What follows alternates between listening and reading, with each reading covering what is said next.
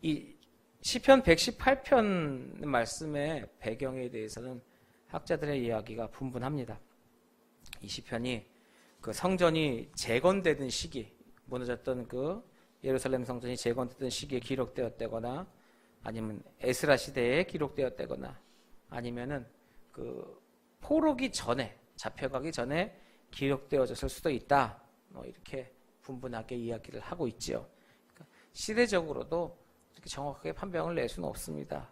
그리고 어떤 학자들은 유대인들이 바벨론에 잡혀가서 바벨론으로부터 집으로 돌아올 때 그 축제, 그 잔치, 그럴 때에 관한 것이라고 말하기도 합니다. 또 다른 학자들은 뭐 절기별 축제, 가을 축제에 대한 것이라고도 얘기하기도 하고요. 그러니 역사성이라는 것에 관해서 이 시편의 글들은 어찌 보면은 요즘 사람들이 얘기하는 미스터리적인 내용입니다. 알 수가 없습니다. 하지만 역사적인 부분은 어느 시점이냐, 그것이 언제냐, 이때냐, 저때냐, 시간적인 부분은 우리가 그때를 보지 못했으니까 알 수가 없습니다. 그러나 이 시편이 가진 예언성 면에서는 불분명한 사실이 아니라 확실한 메시지를 주고 있다는 것이죠. 어떤 학자는요, 이 시편이 구약 시대의 군가, 그런 제목을 붙였어요.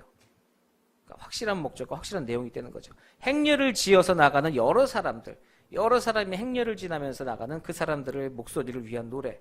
그러니까 어떻게 보면은 왕의 복위, 그런 것들을 상징적으로 나타내고 있습니다.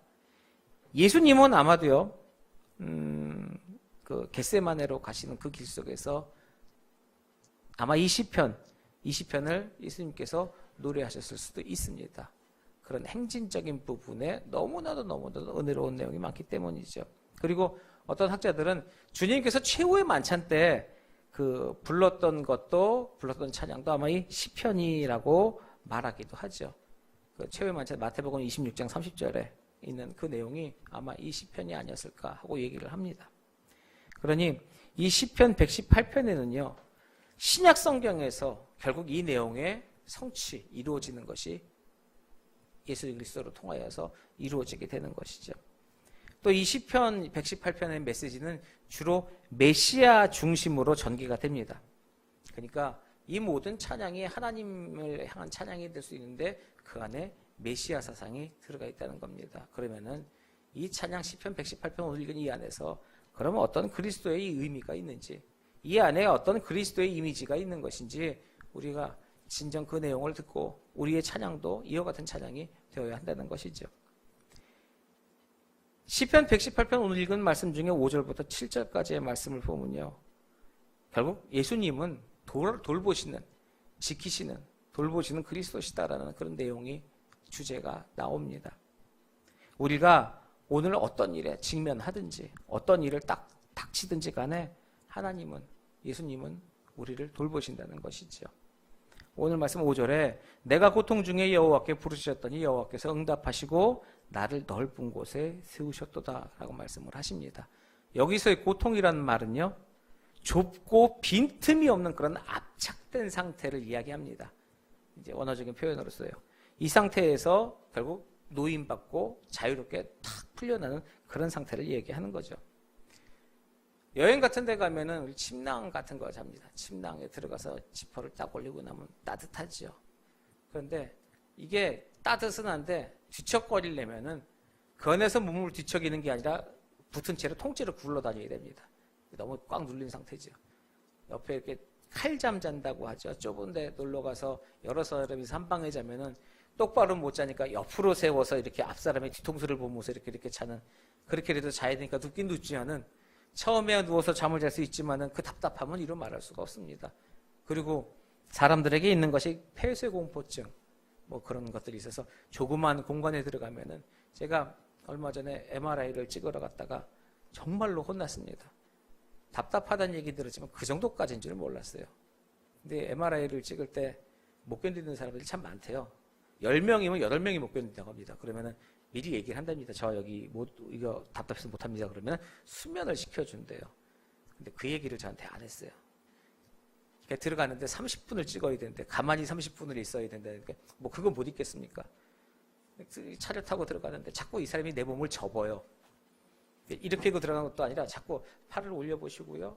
조금 더 어깨를 조금 더요, 조금 더요, 조금 더요 들어갑니다. 근데 이렇게 들어가면서도 걸리는 거죠. 근데 눈을 감고 들어갔는데 눈을 떠도 되는데 눈을 못 뜨겠어요. 눈 뜨면 분명히 앞에 이렇게 통이 여기 있을 건데 그러면 정말 내가 숨을 못 쉬고 막 소리 지르면서 나갈 것 같은 거죠. 그래서 눈을 못 뜨고 참고 그래 30분이면은 아직까지 이거 견디고 근데 이제 하면서 마지막에 자 조금 운이라도 움직이시면 안 됩니다. 움직이시면 처음부터 다시 해야 돼요. 그 얘기를 하는 거예요. 한 10분은 지난 것 같아요.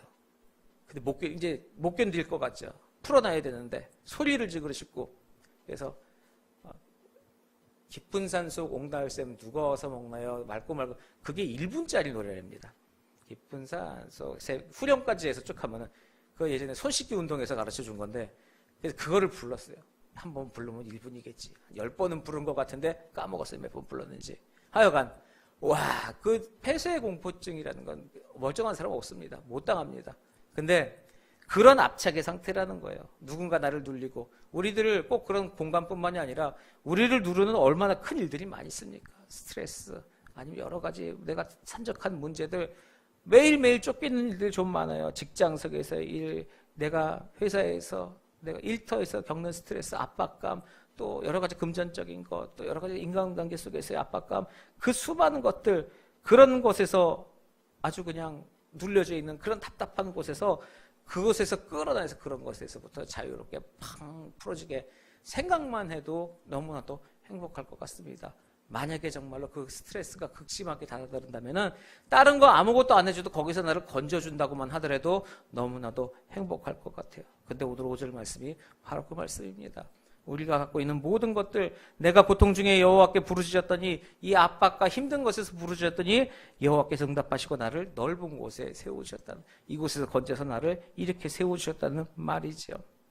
그리고 또 하나 이 고통이라는 말은요 곤경에 둘러싸여 있는 것을 이야기합니다. 예전에 우리 미국 얘기로 하면은 우리가 못 알아들으니까 우리의 표현 중에서는 뭐 이런 외적이 침공했을 때 뭐 강화도나 이런 사람이 고립돼서 남한산성에 고립되어서 여기서 밖에서 나가지도 못하고 식량은 빠지고 이제 먹을 것도 없고 굶어 죽게 생겼고 이런 아무데도 더 이상 도망갈 수 없는 그런 상황, 그 고립된 그런 상황들을 이야기하는 거죠. 오늘 말씀 6절에요. 여호와는 내 편이시라 내가 두려워하지 아니하리니 사람이 내게 어찌할까. 하나님이 내 편이시라는 것은요 우리가 원하는 것을 무엇이든지 얻을 수 있다는 게 아닙니다. 우리가 조금 잘못 생각하고 있는 게 하나님이 내 편이시니까 내가 필요한 것들은 주님께서 다 채워주시겠지, 내가 원하는 것들은 뭐든지 다 주시겠지 생각하고 있는데 그것이 아닙니다. 또 내가 하나님에 대하여서 하나님의 눈길을 속이면서 하나님이 모르시게 내가 행동할 수 있다는 말도 아니라는 것이죠. 내 편이니까 내가 뭘 두려워하겠어, 내 마음대로 해도 되지, 그런 어린아이적인 발상적인 이야기가 아니라는 겁니다. 시편 기자는 하나님을 우리의 이상적인 존재로 만들려고 하지 말라고 하는 겁니다. 그냥 램프의 진이라고 하죠. 소원 빌어주는 그런 램프의 진이 우리의 이상을 이루어줄 수 있는 그냥 존재, 그런 것으로 만들지 말고 우리가 하나님의 기준에 맞춰서 살아야 한다는 점을 가르치고 있는 것이죠. 누구의 기준이냐 하는 거예요. 여호와는 내 편이시니 내가 두려워하지 아니하리라는 말이 철없는 어린아이가 뒤에 든든한 부모를 믿고 나서 앞에서 뺀질뺀질대면서 까부는 것이 아니라 그 얘기를 한다는 것이 아닙니다. 우리 뒤에 우리를 지켜주시고 내 편인 내 주인, 내가 두려워할 수 없는 주인 되시는 왕 되신 분이 뒤에 있으니 앞에서 행실하는 우리들이 그의 기준에 맞춰서 살아야 한다는 겁니다. 우리들의 발걸음 하나하나마저도 우리 주인 되신 여호와의 마음에 맞도록 합당하도록 걸어가야 한다는 것이죠. 그러니 그 하나님의 보호막 안에 들기 위해서는 그 하나님의 백성다운 삶을 살아야 한다는 겁니다. 내 고집과 내 아집을 내세우는 것이 아니라 하나님의 룰, 하나님의 법칙, 하나님의 말씀, 그 말씀 안에서 모든 생활을 그 기준으로 움직여야 한다고 이야기하고 있는 것이지요. 예수님께서, 하나님께서 우리들의 주인 되시고 우리와 동행하신다는 것이 우리에겐 분명히 힘이 됩니다. 왜요? 우리가 그분의 자녀이고 그분의 백성이기 때문이죠. 근데 우리가 그분의 백성이라는 사실, 그 백성으로서 우리가 지켜야 할 것이 있다는 사실을 먼저 잊지 말아야 한다는 겁니다. 하나님의 보호, 인도받기 위해서는 그분의 기준에 맞추는 삶이 필요합니다. 두 번째 읽은 19절에서부터 22절까지 말씀이에요. 예수님은 구원의 그리스도시다. 돌보시는 그리스도 아니라 이번엔 구원의 그리스도시다라고 말씀하고 있습니다. 이 19절부터 22절에요. 예수님이 자기 자신을 적용하셨습니다. 그래서 이 말씀은 기독론적인 큰 중요성을 갖는 그런 말씀이기도 하죠. 19절 말씀을 자세하게 보면요. 내게 의의 문들을 열지어다 내가 그리로 들어가서 여호와께 감사하리로다 라고 말씀하시죠. 의의 문이라고 하는 것은 하나님에 대한 우리의 복종과 신뢰를 표시합니다. 의의 문, 복종, 신실함. 고대 세계에서 이 중세 고대 시대에서는 문은요 성을 드나드는 장소였습니다. 그런데 더더욱 중요했던 일은 무엇이냐? 이 문은요 그 성의 안전을 책임지는 그런 역할을 했다는 거죠. 드나드는 목적 외에 더 큰 목적은 그걸 통해서 안전을 책임졌습니다. 그 성을 들어가는 모든 사람은 그 문을 통과해야 하는 거예요. 그러니 그 성문이 왔다 갔다 하면서 사람들의 어떻게 보면 그 앞에 공터, 성문 앞에 공터가 있습니다. 그러니까 왔다 갔다 책임지는 안전도 되지만은 이 사람들이 왔다 갔다 하는 사람들에 부딪히니까 분쟁이 일어나는데도 그 공터예요. 제일 문 앞에서 사람이 싸움해도요 안에서 안 합니다. 근데 나가서 해요. 소리 지르면서. 그러다 보니 분쟁 생기는 곳도 성 앞입니다. 그래서 이스라엘 가보면은 성지연수 가다 보면 성곽 터에 성문 옆에 공간이 있어요. 그냥 마당이 아니라 성벽 안에도 큰 룸 같은 게 있습니다. 그게 뭐냐? 재판소 같은 거예요. 분쟁 해결소. 분쟁 해결소가 문 옆에 있어요. 그러다가 밖에 나가서 공청회 같은 거 하면은 마당 나가서 공청회 하고 그런 식으로 해서 성 앞에 그렇게 해결하는 장소가 돼요. 그러니까 이 성문 앞이 어떤 분쟁을 해결하는 장소가 되었습니다. 그러고 나서 어떨 때는 종교적인 이야기를 나누는 담화의 장소, 논쟁의 장소도 그것에서 이루어지죠. 그러니 이 문은 그냥 드나드는 역할만 하는 것이 아니라 거기서 분쟁도 해결하고요. 또 외적의 침입이나 외구의 침입을 막을 수 있는 성문의 역할도 그 앞에서 가로막는 아주 튼튼한 문이 되게 하기도 하고 사람들 간의 싸움도 해결되고 분쟁도 해결되는 여러 가지의 일들을 해결할 수 있는 그 장소가 바로 그 성 외곽의 그 문이 되는 것입니다. 자, 이곳을 통하여서 어찌 보면은 사람들이 많이 왔다 갔다 하는 그런 복잡한 장소이기도 하고 싸움이 나고 분쟁이 나는 아픔의 장소이기도 하고 또 멀리 갔다가 그 문을 지나서 들어오면은 이제는 집으로 돌아오는 거라는 안식의 장소도 되기도 하는 그 성문의 그 장소 어찌 보면은 굉장히 번잡하고 약하고 추한 장소도 될 수 있습니다. 하지만 희망도 주는 장소가 될 수 있고요. 그러니 이 모든 것들을 통하여서 이스라엘 백성들은 그 성문 앞에서 안식을 얻고 평강을 얻었다는 겁니다. 분쟁도 거기서 해결했습니다. 어찌 보면은 나의 가장 약한 부분, 나의 가장 튼실한 성벽이 아닌 그 성문, 문된 그 장소, 계속해서 사람들과 부딪히는 그 부분, 약한 부분이 어찌 보면 우리들의 그 약한 부분을 통하여서 새 힘이 공급되는 장소라 그렇게 말씀하시고 있는 것이죠. 우리 삶에 우리가 할 수 없는 일입니다. 수많은 사람들과 교통하는 장소에 내 의지와 내 방법으로 어떻게 해결하겠습니까? 그 분쟁을 어떻게 다 해결하겠습니까? 하나님의 능력과 하나님의 의지와 하나님의 그런 지혜가 없이는 해결할 수 없습니다. 그것을 감당하고 그 모든 것들을 해결하는 것들이 예수님이 이 땅에 오셔서 우리를 위해서 하신 사역입니다. 인간의 약한 부분들을 만져주시고 모든 약한 부분들을 만나지 않으셨습니까? 낮은 자, 처단 자, 고통받는 자, 어린 자, 과부들 이런 약한 자들을 만나시면서 그들의 삶을 치유하시고 인도하시고 보호해 주시는 그런 예수 그리스도의 능력이 그 약한 부분을 통하여서 우리에게 다가오는 것입니다. 우리의 약한 점은 어디에 있습니까? 우리의 삶 속에서 이 성문의 부분은 어디냐는 것이죠. 내 인생에서 많은 사람들과 부딪히면서 그 많은 사람들과 부딪힘으로 인하여서 내가 약하여지고 나의 믿음이 또 흔들리게 지고 또한 어쩔 때는 그 문의 여러 가지의 상황을 통하여서 내가 또 새 힘을 얻기도 하고 그러는 그 나의 가장 약한 부분은 어디입니까? 그런 것을 통하여서 주님의 능력을 그곳에서 우리가 캐치해야 된다는 것이죠. 하나님 우리에게 말씀하고 싶으신 부분은 바로 그것이죠. 하나님의 의와 능력을 그것에서 허용해라 이겁니다. 너희 방법이 아니라 예수 그리스도도 자기 자신을 그곳에서 적용을 시키셔서 친히 우리에게 그 삶의 모습을 보여주셨습니다. 오늘 21절 말씀이에요. 주께서 내게 응답하시고 나의 구원이 되셨으니 내가 주께 감사하리로다 라고 말씀하시죠. 시편 기자는요, 주님의 임재, 하나님의 임재를 즐거워했습니다. 히브리서 원문에는요, 이 표현이 뭐뭐뭇이 된다 하는 그냥 개념에 대해서 문법적으로 강력한 표현만 사용을 하고 있어요. 개념에 대한 문법적인 이야기입니다. 그냥 뭐냐? 쉽게 얘기해서 존재를 나타내기 위한 말입니다. 주께서 내게 응답하시고 나의 구원이 됐으니 내가 주께 감사하리이다.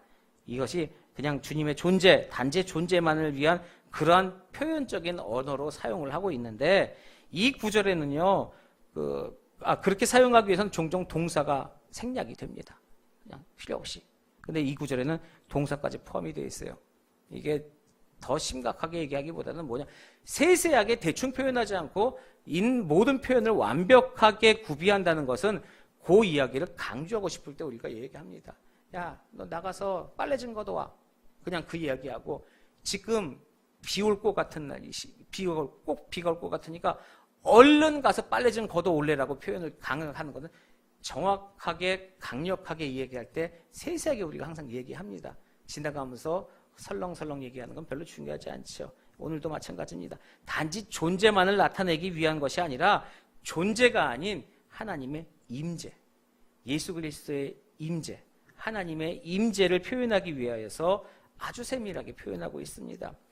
많은 사람들이 하나님의 존재는 믿습니다. 어찌 보면은 비신앙인도 하나님의 존재는 알고 있습니다. 그러나 문제는 무엇이냐? 그 하나님이 임재하신다는 것을 알지 못합니다. 그 하나님의 임재를 느끼지 못하는 것이죠. 그리스도인들도 마찬가지입니다. 하나님의 임재하심을 느끼십니까? 하나님은 존재하고 계시지만 내 삶에는 내 삶에는 관여를 안 하신다. 하나님은 이 세상을 천지를 만들어 놓으시길 뿐이지만 아무런 관여를 안 하시고 그냥 그 자리에 앉아만 계신다라고 알고 있는 그런 그리스도인들도 수많이 많다고 있는 것입니다. 그러니 내가 생활하는 삶 속에서 하나님의 모습과 하나님의 말씀과 올바르게 적용이 안 되더라도 요거는 지금 상황은 그렇지 않으니까 핑계가 가능한 겁니까?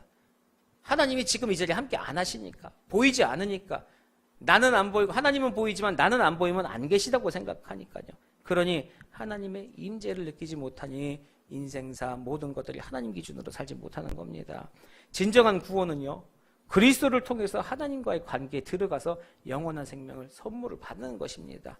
하나님과 동행하는, 그 말씀에 동행하는 것이죠. 22절에 나타나는 강력한 상징을 한번 보십시오. 건축자가 버린 돌이 집 모퉁이의 머릿돌이 되었다라고 얘기합니다. 마태복음 21장 42절에는요, 예수님 포도원 농장, 농부에 비유하셔서 말씀하셨습니다. 예수께서 이르시되 너희가 성경에 건축자들이 버린 돌이 모퉁이의 머릿돌이 되었나니 이것은 주로 말미암아 된 것이요 우리 눈에 기이하다함을 읽어본 일이 없느냐. 예수님이 우리가 기초이 되십니다. 그 기초 되신 주님, 우리가 그 주님을 인정하고 받아들이고 그분의 은혜로 인해서 구원받았다는 것을 그분 앞에 순종하고 믿음으로 받아들이면 우리에게 구원이 되는 것이고요. 그 말씀, 그 돌멩이 예수 그리스도의 말씀을 믿지 않냐고 세상 것에 휩싸여서 실족하셔서 넘어지게 되면 우리가 버림받는 것입니다. 우리에게 기회를 주시고 우리에게 사랑을 주실 때 그 말씀대로 따라가고 순종하고 인내하면서 하나님의 말씀을, 주님의 뜻을 우리 삶에 적용을 시키고 같이 융화하여서 그 말씀대로 살아가야 하지만 믿긴 믿습니다. 계시긴 계시는데 이 동네에 안 계시다고 생각하시면서 내 마음대로 살아가는 그 삶의 방식이 문제라는 것이죠. 시편 기자는요 26절에 여호와의 이름으로 오는 자가 복이 있으며라고 이야기합니다. 여기서 그리스도가 이제 입성하는 예루살렘 성으로 들어오는 모습을 표현하죠. 마태복음 21장, 마가복음 11장, 누가복음 19장, 요한복음 12장 똑같은 장면들을 표현하고 있습니다. 여기에 기록에 의하면요, 군중들이 예수님이 들어오실 때 자기 옷을 벗어서 바닥에 깔고 종려나무 가지를 흔들면서 호산나 호산나라고 외치면서 예수님을 맞이합니다. 호산나라는 뜻은 구원이라는 뜻이죠. 구원하셔서, 구원하소서, 다윗에서 구원하소서. 그 수많은 외침과 그들의 모습은 무엇을 표현합니까? 결국 마지막에 최후의 승리자로 하나님의 성에 입성하시는 그리스도의 모습을 표현하는 그런 모습이기도 합니다. 모든 이들이 인정하고 모든 이들이 구원을 외치며 그 구원의 주인 대신 그리스도를 높이는 그런 모습을 볼 수가 있죠. 시편 118편 26절은요. 예루살렘으로 승리 입성을 하는 예수님의 모습을 아주 긴밀하게 연결하고 있습니다. 그 약속대로 오실 거라는 것입니다. 주님은 한번 약속하신 것 절대로 파기하지 않으십니다. 이루십니다. 우리에게 주시고자 하셨던 약속한 것들 모든 것 우리에게 허락하십니다. 그러나 우리가 잊고 있는 것이 있습니다. 준다는 것만 약속하지 않으셨습니다. 분명한 건 이 세상의 끝도 있습니다. 말씀대로 살라고 얘기하시고 준행하면서 회개하러 살라 말씀하셨습니다. 믿지 아니하는 자에게 주시는 엄한 형벌도 있습니다. 정말로 내 마음 가득히 예수 그리스도의 도를 알고 그분을 만나고 그분의 의를 따르며 그분에게 순종하는 삶을 사십니까? 하나님의 존재는 인정하지만 임재는 알지 못하면서 내 마음대로 살아가는 그런 삶을 살지 않으십니까?